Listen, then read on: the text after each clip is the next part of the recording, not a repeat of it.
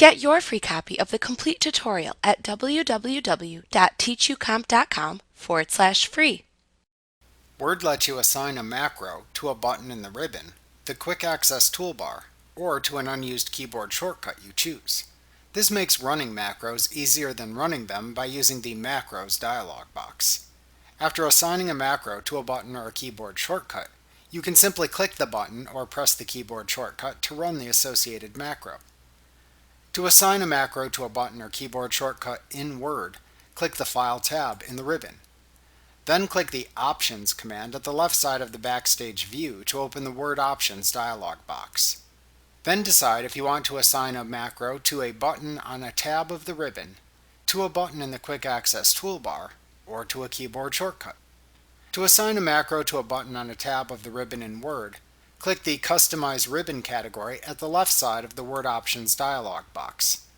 Then use the Choose Commands From drop-down to select the Macros category. The available macros then appear in the column below this drop-down.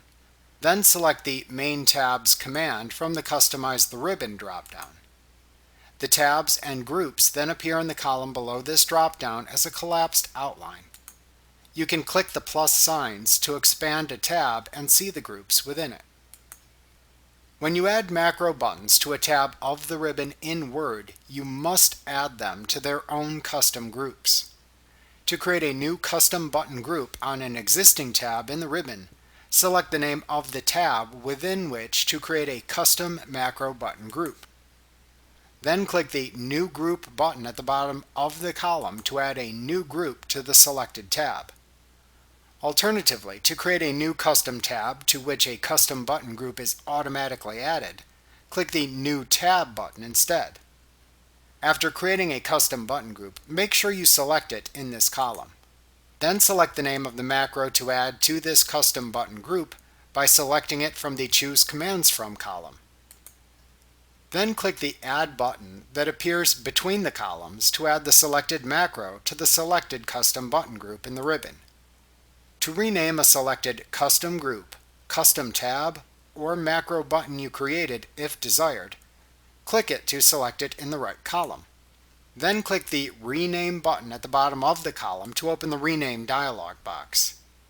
In the Rename dialog box, to select a button symbol for selected groups or buttons if desired, click to select the desired symbol in the Symbol section. Then type a name for the button, group, or tab into the Display Name field. Then click the OK button to apply your changes.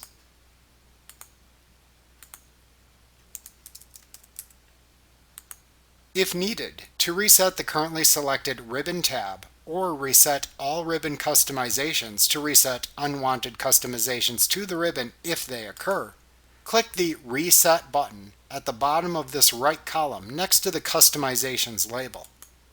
Then select either the Reset Only Selected Ribbon tab or Reset All Customizations command from the drop-down menu that appears.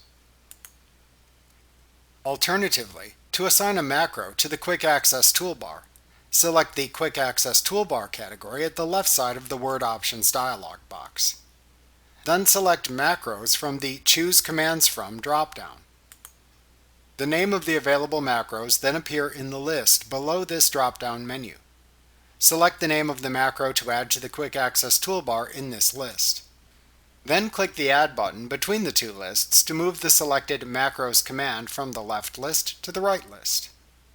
The right list contains the command buttons available in the Quick Access toolbar. To change the order of the macro within these commands, click the name of the macro in the right list. Then click the small upward and downward pointing arrows to the right of the list to move the command up or down through the listing of button commands. To assign a different picture to the macro button or rename it, select its name in the right list. Then click the Modify button at the bottom of the list. In the Modify button dialog box that appears, click the button picture to use for the macro in the symbol list. Then enter a name for the button into the Display Name field. Then click the OK button. Alternatively, to assign a macro to a keyboard shortcut instead of a button, Click the Customize Ribbon category at the left side of the Word Options dialog box. Then click the Customize button that appears under the left list of the two lists at the right side of the dialog box to open the Customize Keyboard dialog box. Select Macros from the Categories list at the left side of the Customize Keyboard dialog box. Doing that then shows all available macros in the Macros list at the right side of this dialog box. Select the macro to assign to a keyboard shortcut from the Macros list. Then click into the Press New Shortcut Key field. Then press a new keyboard shortcut combination on your keyboard, like Alt, Shift, B, for example. If the selected keyboard shortcut is assigned, Word displays the function to which the keyboard shortcut is assigned below the Current Keys list. If unassigned, Word shows that fact in this same location.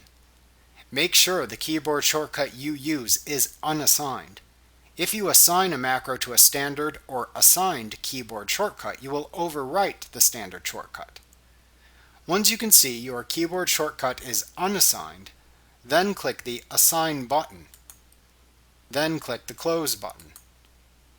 After you finish assigning macros to buttons or keyboard shortcuts in Word by using the Word Options dialog box, click the OK button in the lower right corner of the dialog box to finish your customizations and close the dialog box.